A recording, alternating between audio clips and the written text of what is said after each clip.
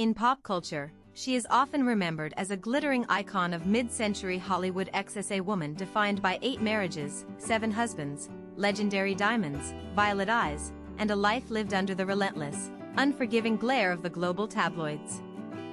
To the casual observer of film history, Elizabeth Taylor was the ultimate siren, a majestic creature of Hollywood's golden age whose off-screen personal drama routinely eclipsed her extraordinary dramatic talent. For decades, the public narrative cast her in simplified, sensationalized tropes. She was viewed as a serial bride, a spoiled diva, an opulent collector of priceless jewels, or a tragic victim of her own immense beauty.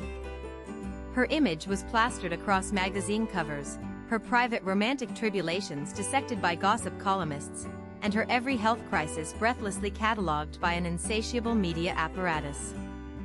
But when the blinding spotlight turned off, the massive studio cameras were stowed away in darkness, and the heavy studio makeup was washed away. Who was the real woman behind the grand cinematic myth?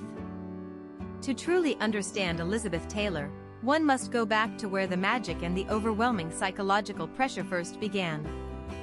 Born in London in 1932 to wealthy American parents residing abroad, her early environment was steeped in art, performance, and expectation. Her mother, Sarah Southern, was a former stage actress who had retired upon marriage but retained a burning, ambitious determination to cultivate a performer of her own, while her father, Francis Len Taylor, was an art dealer possessed of a sharp eye for refined elegance and high aesthetic standards. Unlike her older brother Howard, who actively sought a quiet, conventional life far removed from the public eye, Elizabeth was practically thrust into the spotlight almost as soon as she could walk. When the family relocated to Los Angeles on the eve of World War II, her astonishing, otherworldly looks immediately caught the attention of film executives. Her childhood was not defined by normal playgrounds, innocent games, or simple schoolyards, but by strict studio soundstages, rigorous posture lessons, endless wardrobe fittings, and relentless auditions. MGM signed her to a long-term contract, turning her into a child star of unprecedented appeal. Yet beneath that remarkably striking, angel-like face complete with a rare genetic mutation that gave her a double row of dark eyelashes was a child of surprising gravity, an unyielding sense of personal duty, and a quiet, deeply rooted independence. Even as a child actor performing in classics like National Velvet, she was forced to navigate an industry that viewed her as valuable property rather than a developing human being. She carried a maturity far beyond her years, learning early in life that while her radiant face belonged to the ruthless studio executives and the movie-going public, her core identity and inner soul had to be guarded at all costs. Behind closed studio doors, far away from the carefully constructed press releases, her lifelong quest for real, abiding love became the primary driving engine of her entire existence. Her numerous marriages were not cynical publicity stunts or calculated career moves, as the sensationalist gossip columnists so eagerly claimed.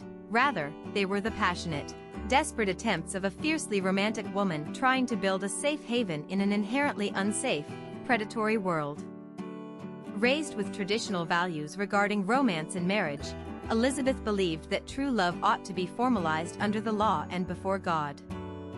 Her initial foray into matrimony with young hotel heir Conrad Nicky Hilton Jr. was a brief, turbulent nightmare of youthful disillusionment, marked by his volatile temperament and substance abuse. Emerging wounded, she sought comfort and emotional sanctuary in a second marriage to the quiet, handsome British actor Michael Wilding, a gentleman 20 years her senior who offered her peace, domestic stability, and a sense of calm protection. With Wilding, she embraced motherhood, giving birth to 2 sons, Michael and Christopher, and discovering a profound fulfillment outside the realm of cinema. Yet her heart demanded a passion that matched her own vivid intensity, which she found in her third husband, the flamboyant, visionary showman and producer Michael Todd. With Mike Todd, Elizabeth experienced a whirlwind of fierce, intoxicating devotion, high-energy intellectual engagement, and lavish grand gestures. He adored her fiercely, treated her like a queen, and matched her larger-than-life presence step for step. Together they had a daughter, Liza, expanding the family that had become the absolute center of Elizabeth's universe. As a mother, Elizabeth was fiercely protective, warm, deeply present, and entirely unpretentious, finding in her children the unconditional, grounding reality that the artificial world of Hollywood systematically denied her. Then came the agonizing turning point of her young life, a brutal tragedy played out in the harsh, unforgiving light of global scrutiny. In March 1958, Michael Todd's private plane, ironically named the Liz, crashed in New Mexico during a thunderstorm, killing everyone on board. Elizabeth was shattered, plunged into a deep abyss of paralyzing grief. Desperate for comfort and drowning in sorrow, she found solace in the presence of Todd's close friend, the popular crooner Eddie Fisher, who was then married to actress Debbie Reynolds. What began as mutual grieving quickly evolved into a high-profile romantic affair that shocked the world. Instantly, the media turned on Elizabeth with unprecedented savagery. She was painted by the global press as a ruthless seductress, a homewrecker, and a cold-hearted vamp. The public favor she had cultivated since childhood vanished overnight. Metro-Goldwyn-Mayer studio executives panicked as theaters threatened to boycott her films, fan mail turned venomous, and moral crusaders denounced her from public podiums. She was humiliated, vilified, and cast as the absolute villain in a sensationalist narrative she had never intended to write. Yet, even as her personal reputation was being torn to shreds by moralizing headlines, her sheer star power remained undeniable. Instead of breaking under the tremendous weight of public hatred, Elizabeth gathered her inner strength and faced the media storm head-on with astounding fortitude. She refused to hide, play the repentant victim, or apologize for her emotional vulnerability. She channeled her grief, anger, and formidable resilience back into her dramatic craft, delivering extraordinary, Oscar-nominated performances in films like Cat on a Hot Tin Roof and Suddenly, last summer.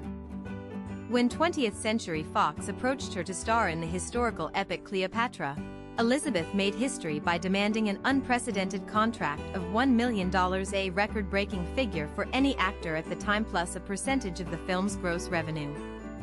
She effectively took control of her own career in a male-dominated studio system that had spent decades dictating her every move, setting a monumental precedent for equal pay and female autonomy in entertainment. She walked onto the notoriously troubled, chaotic set of Cleopatra in Rome not as a ruined or disgraced star, but as an absolute force to be reckoned with. Despite severe, life-threatening health emergencies during production, including an emergency tracheotomy that saved her life and left a visible scar on her neck, she earned the deep respect of the cast and crew through her iron discipline, undeniable craft, and unwavering composure under extraordinary pressure. It was on the set of Cleopatra that Elizabeth met her ultimate equal, the brilliant, tempestuous Welsh actor Richard Burton. Their magnetic, instantaneous attraction sparked a legendary, stormy romance that captivated the global public for over a decade.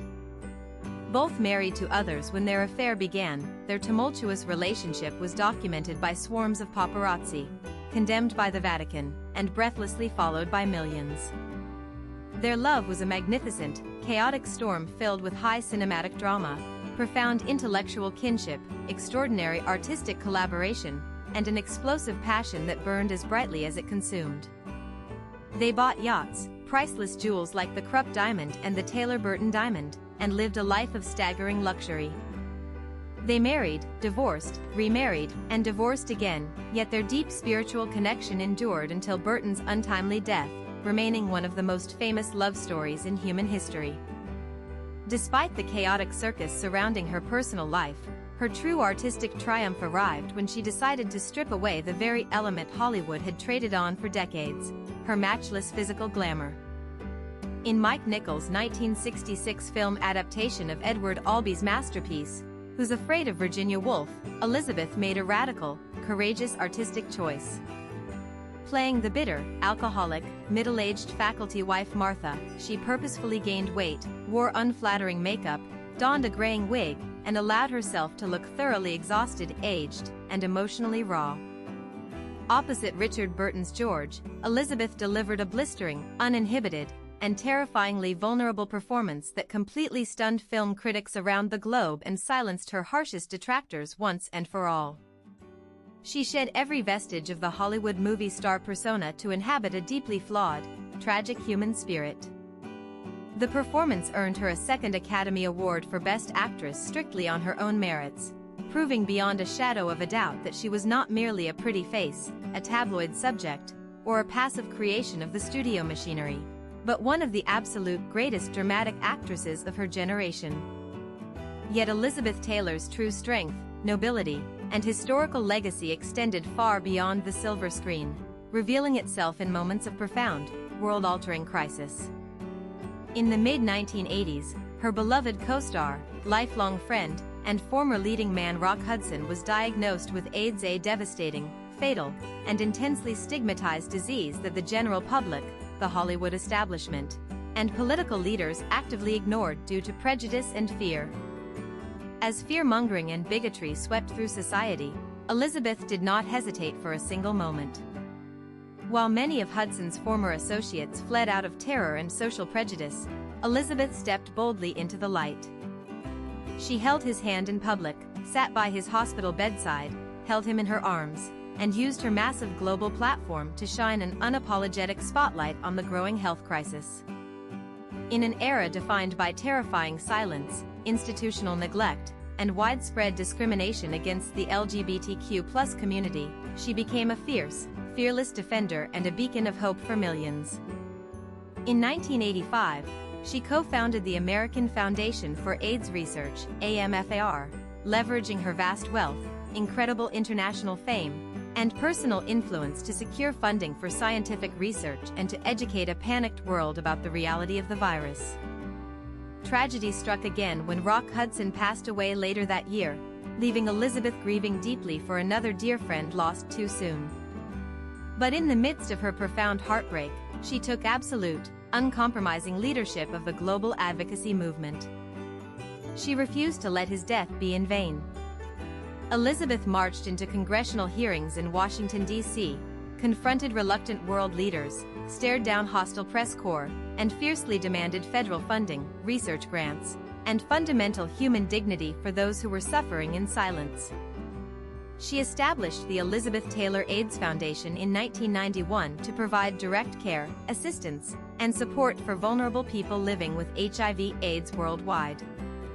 With iron resolve and boundless empathy, she transformed her personal pain and public celebrity into an unstoppable humanitarian force. Over the course of several decades, she raised hundreds of millions of dollars, personally comforted patients in hospice care, lobbied for groundbreaking healthcare legislation, and single-handedly altered the global social and political narrative around one of the most devastating epidemics of the modern era. In the gentle autumn of her life, the deafening noise of the public world, the flashbulbs of the press, and the chaotic demands of celebrity finally faded away. Surrounded by her children, grandchildren, great-grandchildren, and cherished personal treasures, Elizabeth retreated into a peaceful, highly private sanctuary at her home in Bel Air. The wild, jet-setting parties, grueling promotional tours, and frantic movie sets were replaced by quiet, serene afternoons in her lush garden, where she spent time reflecting on a life lived with unmatched intensity.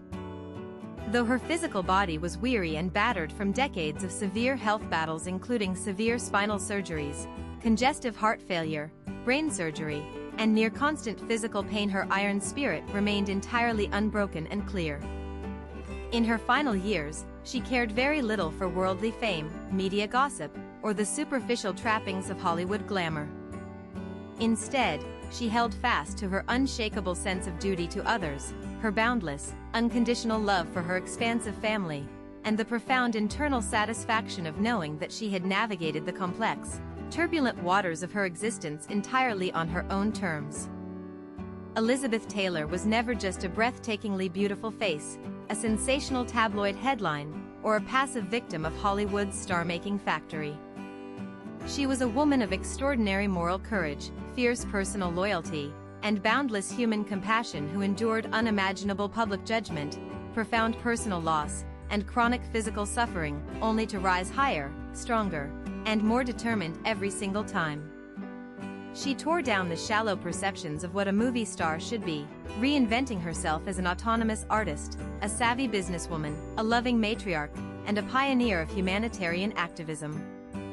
She proved to the entire world that true beauty is not defined by fleeting youth, pristine perfection, or cinematic lighting, but by the resilient fire within one's soul, the unwavering willingness to stand up for the forgotten and marginalized, and the enduring strength to weather any storm life presents.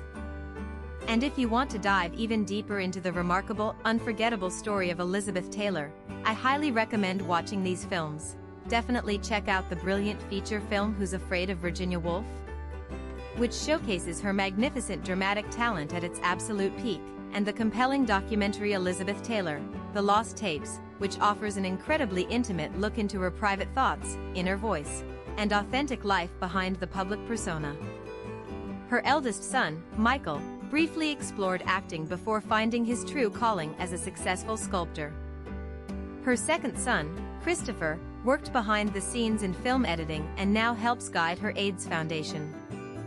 Liza, her daughter with Mike Todd, embraced a quiet life away from Hollywood, focusing on her art and raising horses. Her adopted daughter, Maria, explored modeling and design while maintaining a fiercely private life dedicated to philanthropy. Ultimately, through the generations of her children, grandchildren, and great-grandchildren, Elizabeth found the profound, unconditional love and enduring legacy that outshined any Hollywood spotlight.